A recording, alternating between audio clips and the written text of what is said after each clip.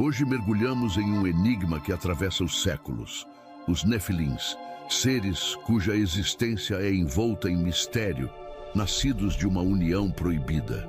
É mencionado que eles alcançavam impressionantes 150 metros, transformando o homem em um ser minúsculo em sua presença.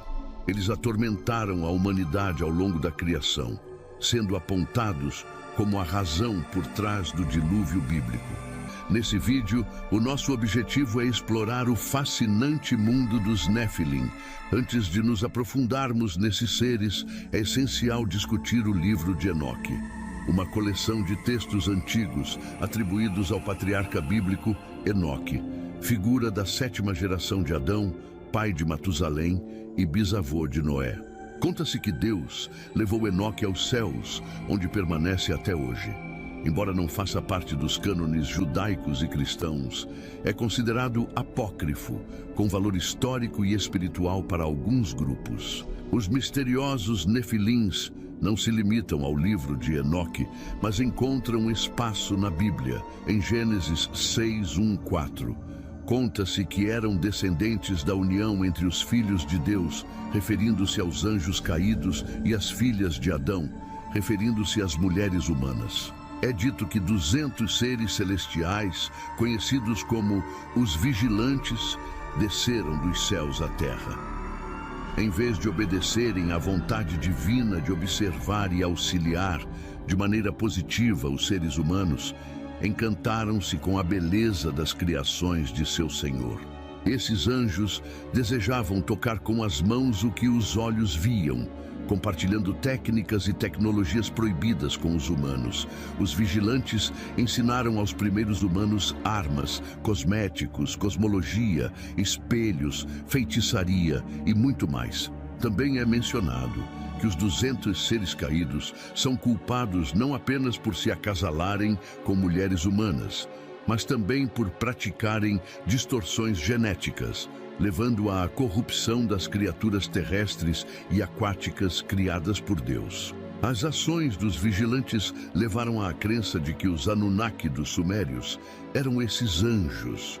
Mesmo com a terra corrompida, a criação da união entre o céu e a terra sobreviveu ao dilúvio. Os Nefilins, também chamados de gigantes, eram adorados como semideuses em diferentes regiões. A força extraordinária concedida pela união celestial e terrestre os transformou em heróis e lendas. No entanto, apesar de serem lembrados como homens de renome, eles não pertenciam a Deus e ao seu povo. A variedade de formas e tamanhos dos Nefilins é destacada. Por exemplo, alguns gigantes podiam ter quase 3 metros de altura, mas outros gigantes podiam chegar a medir 150 metros. Os gigantes com menos estatura eram considerados pelas pessoas da época como seres mais parecidos com os humanos quando comparados aos outros Nefilins de outras regiões. Essas regiões são mencionadas pelo nome ou pelos povos que delas descendem. Algumas dessas pessoas e lugares mencionados na Bíblia são os Anaquins, os Amonitas, os Refaíns e os Filisteus. Os filisteus continham uma cidade chamada Gate, e de Gate é de onde veio um gigante conhecido. Esse gigante recebeu o nome de Golias. Segundo o texto massorético, ele é mencionado como tendo quase 2,90 metros de altura. Como é de conhecimento geral, David venceu Golias. A derrota de Golias parece ter menos a ver com Davi e mais com as alterações genéticas de Golias. A hipótese levantada é que Golias possivelmente sofria de uma disfunção na glândula pituitária. Essa teoria encontra respaldo no terceiro filho anônimo de Golias, que apresentava 6 dedos em cada mão e pé. Esses elementos ajudam a explicar a presença de gigantes, sugerindo que sua existência seja resultado de mutações genéticas. Retornando a Enoque, seu segundo livro menciona os Grigori, anjos caídos confinados no 5º céu. Sua aparência humana, mas de tamanho gigantesco, os diferencia. Em razão da mistura com humanos, Eles foram restringidos às camadas celestiais menos grandiosas. Enoque, ao visitar esses anjos, descobre que eles foram liderados por Satanael e desceram à terra contra a vontade de Deus. A introdução do nome Satanael gerou a concepção de que ele representa uma manifestação de Satanás, pois Satanael é referido no segundo livro de Enoque como tendo sido expulso de grande altitude juntamente com seus anjos. As diferenças entre os livros de Enoque e a Bíblia geraram debates sobre a canonicidade dessas obras.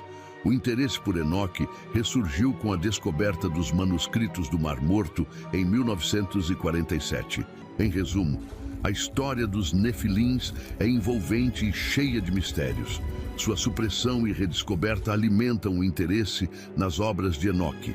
Os vigilantes, inicialmente encarregados de guiar a humanidade, cederam à tentação, tornando-se caídos, pecadores como os descendentes de Adão e Eva. Eles transmitiram aos seus discípulos os mistérios do conhecimento proibido.